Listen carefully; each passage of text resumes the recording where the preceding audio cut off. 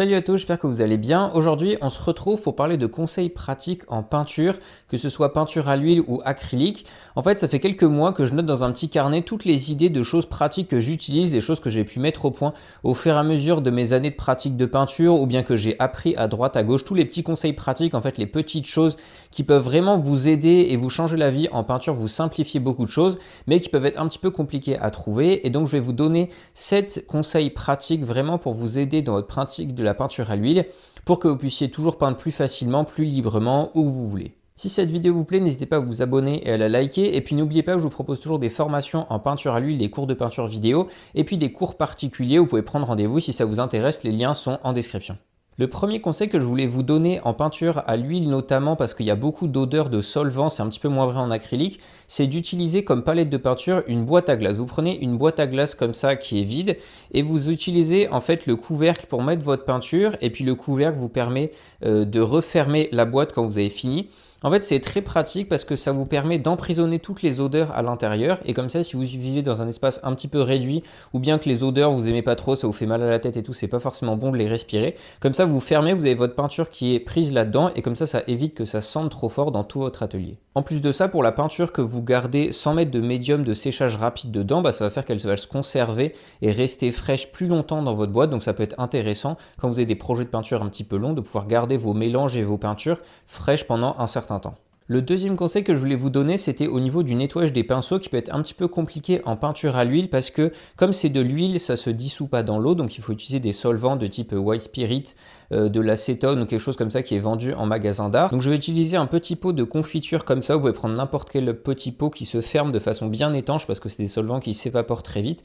Donc pour éviter de vous en prendre plein la figure et puis que ça s'évapore, prenez un petit pot bien étanche. Et en fait, je vais en mettre dedans et ça va me permettre de le réutiliser pendant très longtemps pour moins en consommer parce que ça coûte un petit peu, ça c'est pas forcément très important, mais surtout c'est assez polluant, il faut les jeter dans la poubelle et surtout pas dans l'évier parce que c'est des solvants organiques assez mauvais pour l'environnement.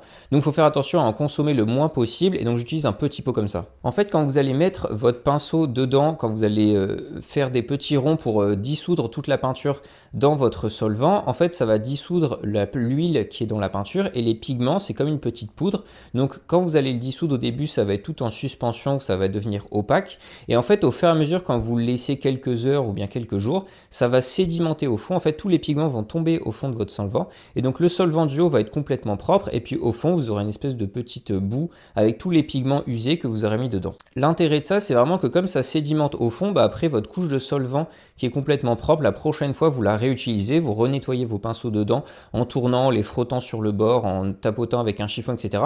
Et comme ça, vous réutilisez toujours cette partie de solvant que vous allez pouvoir réutiliser vraiment quasiment à l'infini, sauf la partie qui s'évapore ou bien que vous mettez dans des chiffons à la fin pour l'enlever de votre pinceau. Donc c'est vraiment très intéressant pour économiser du solvant, éviter d'en mettre trop dans la nature, et puis avec un petit pot comme ça, c'est aussi pratique à transporter. Et puis dernier conseil sur le nettoyage des pinceaux, pensez à bien essuyer vos pinceaux avec un sopalin avant de les nettoyer dans l'essence, comme ça enlève l'excédent de peinture qu'il peut y avoir dessus, surtout en peinture à l'huile, il peut y en avoir beaucoup dedans, donc comme ça vous pressez bien avec un chiffon pour enlever tout ce que vous pouvez avant de le mettre dans l'essence, ça évite qu'il y ait trop de pigments dedans et que votre solvant soit plus vite consommé.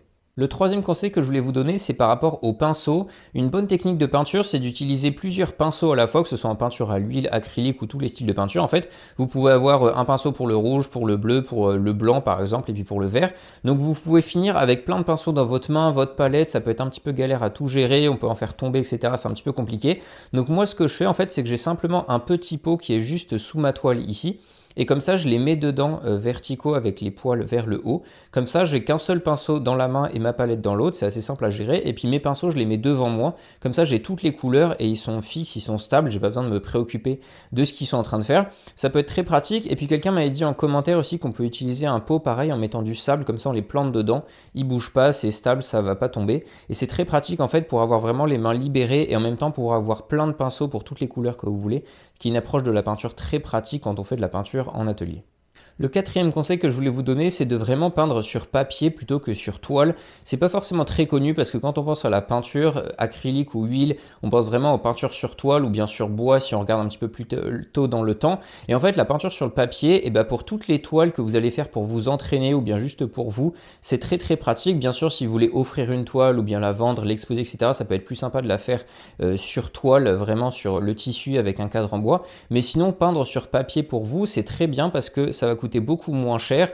Une feuille de papier, ça coûte environ 1 euro, 1,50 €, on va dire. C'est vendu par bloc de 10 ou 20 feuilles. Il y a plein de formats qui existent, donc c'est hyper pratique. Et puis si vous avez besoin d'autre chose, vous pouvez la redécouper en rond, en triangle, en carré, ce que vous voulez. C'est très facile à gérer. Ça va pas prendre beaucoup de place parce que vous allez pouvoir les empiler, alors que sinon, quand vous avez plein de toiles, bah, ça prend beaucoup de place. Surtout si vous les gardez sur les châssis en bois, vous allez en avoir plein. Et puis une toile, ça coûte entre 15 et 20 euros, ça dépend des formats et de ce que vous prenez, mais ça coûte vraiment au moins 10 fois plus cher qu'une feuille de papier.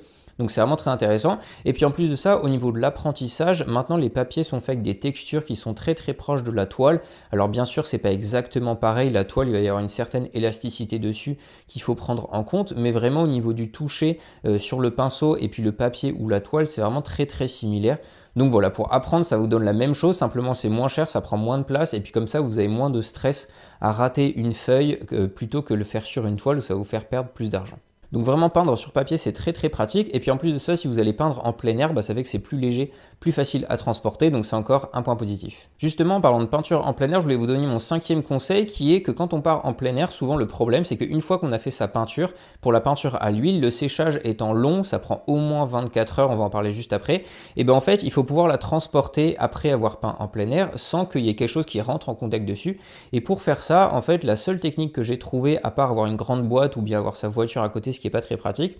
En fait, moi, je vais mettre ma toile dans un petit cadre, ce qui va permettre d'avoir une petite surélévation. En fait, le bord du cadre va venir au-dessus de la toile. Vous prenez un petit cadre en bois ou en plastique, vraiment le premier prix, on s'en fiche.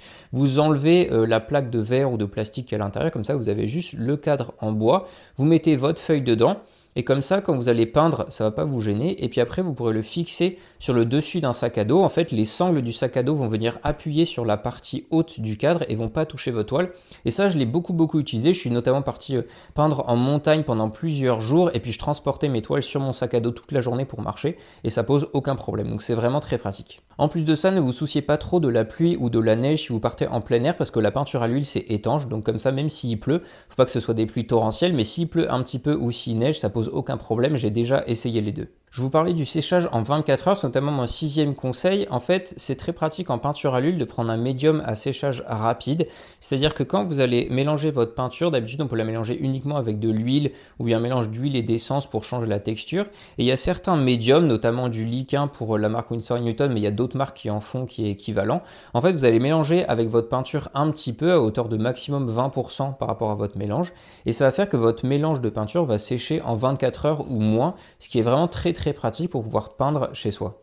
En fait, ça a plusieurs avantages. Le premier, assez évident, c'est que ça vous permet de peindre plus régulièrement sur votre toile. Si à chaque fois vous faites une couche de peinture, vous devez attendre une semaine ou deux pour repasser une couche dessus, ça peut être un petit peu long d'attendre, vous pouvez avoir plusieurs projets en parallèle et puis voilà, c'est un petit peu plus compliqué. Donc là, ça vous permet de pouvoir passer une couche de peinture tous les jours, donc c'est très pratique. Ça vous enlève tous les problèmes de gras sur maigre qui peuvent être un petit peu compliqués à prendre en compte quand on débute, c'est-à-dire qu'il faut commencer par choisir combien de couches on va faire, mettre les bonnes proportions d'huile et d'essence dans chaque mélange. Voilà, c'est plein de chimie un peu compliquée. Avec les médiums à séchage rapide, tout ça, vous pouvez l'oublier parce que c'est des choses chimiques, donc ça enlève tous ces problèmes-là. Et en plus de ça, comme ça sèche très rapidement, vous n'avez pas de problème de stockage sans poussière, vous avez moins d'odeur parce que ça sèche très vite. Et puis si vous allez peindre en plein air, c'est aussi très pratique pour pouvoir les transporter plus facilement après la première journée. Donc voilà, en tout cas pour les débutants et puis ceux qui veulent faire de la peinture facile pour commencer, n'hésitez vraiment pas à aller vers ce genre de médium là. Ça se vend en petits flacons comme ça ou en plus grand, ça coûte pas forcément très cher et puis ça vous permet vraiment d'avoir une approche beaucoup plus simple de la peinture en oubliant plein de problèmes de chimie de la peinture à l'huile qui peuvent beaucoup complexifier les choses au début. Et en parlant de médium de peinture, un petit peu comme pour le produit pour nettoyer les pinceaux, j'utilise beaucoup des petits pots de confiture comme ça. C'est très pratique parce que ça vous permet de dispatcher en petites doses dedans, vous le remplissez pas, vous en mettez vraiment un petit fond. Comme ça, vous mettez un petit peu de votre gros pot là-dedans, ce qui vous permet qu'au cas où vous oubliez de le refermer ou il y a un problème, tout ne va pas sécher, il n'y a que cette petite dose qui sèche. Ça évite de gaspiller trop de produits. Et puis en plus de ça, pour le transport, c'est très pratique. Et puis comme ça, quand vous allez peindre, vous avez juste besoin de penser à prendre vos petits pots pot avec la bonne dose dedans, vous n'avez pas besoin de transporter tous vos pots qui pèsent plus lourd. Donc pour la peinture en plein air, c'est vraiment très bien, et même en atelier, en fait, je m'en sers. J'ai juste besoin d'ouvrir mon petit pot comme ça, je le pose devant moi, et puis comme ça, j'ai pas besoin de trop m'embêter avec le séchage, j'ai pas besoin d'en mettre sur un palette, de tout gérer. En fait, ça simplifie vraiment de dispatcher en petits pots, comme ça, vous avez votre réserve d'un côté, et puis d'un autre côté, ce que vous allez utiliser pour peindre. Comme ça, de temps en temps, j'oublie que mon pinceau est sale, je viens le mettre dedans et puis il y a un petit peu de peinture qui se met dedans. Bon, bah c'est pas très grave parce que c'est juste mon petit pot qui me sert pour la peinture. Et puis après, quand je change, j'en ai du nouveau, donc ça pose pas de problème.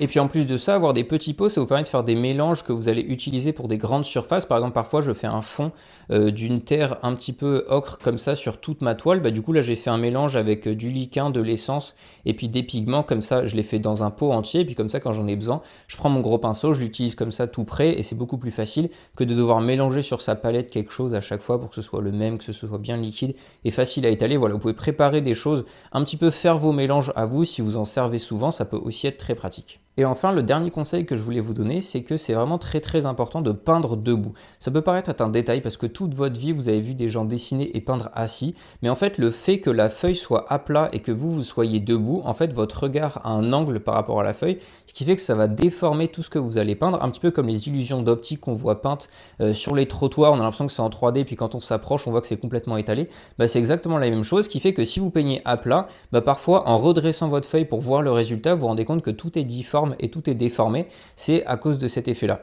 Donc c'est important de peindre debout et pour faire ça, soit vous avez un chevalet de table comme moi ici, il y en a qui s'achètent des petites choses pliantes en magasin d'art qui coûtent vraiment pas cher, donc vous pouvez acheter ça, ça prend un petit peu de place. Et si vous n'avez vraiment pas de quoi faire avec un chevalet de table, en fait simplement vous accrochez votre feuille avec de la pâte à fixe au mur. Encore une fois, un intérêt pour peindre sur feuille. Vous mettez de la pâte à fixe ou du scotch au mur pour mettre votre feuille. Limite, vous mettez quelque chose derrière, un morceau de carton ou bien une autre feuille plus grande pour protéger le mur et éviter de mettre de la peinture dessus.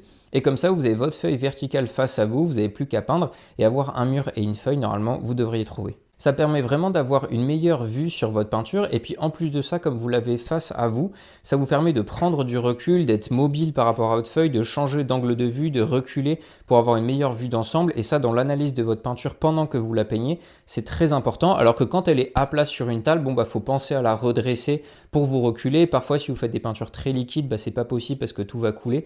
Donc voilà, c'est un petit peu compliqué.